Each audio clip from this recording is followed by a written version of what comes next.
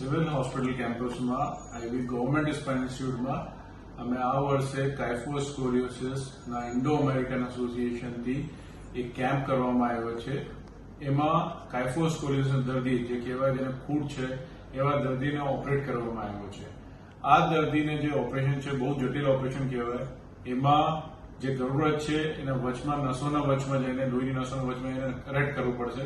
એમાં અદ્યતન સાધનની જરૂરત પડે જેમ કે ન્યુરો મોનિટરિંગ એનેસ્થેસિયા ટીમની. એ સાધન લઈને અમે આ કરવામાં આવ્યો છે. આ સર્જરી વિના મૂલ્યે કરવામાં આવે. જ્યાંથી કહેવા જાય તો આ સર્જરી પ્રાઇવેટમાં 5 થી 10 લાખ રૂપિયા એમનો ખર્ચો આવે છે. આ 4 થી 5 કલાકની સર્જરી છે.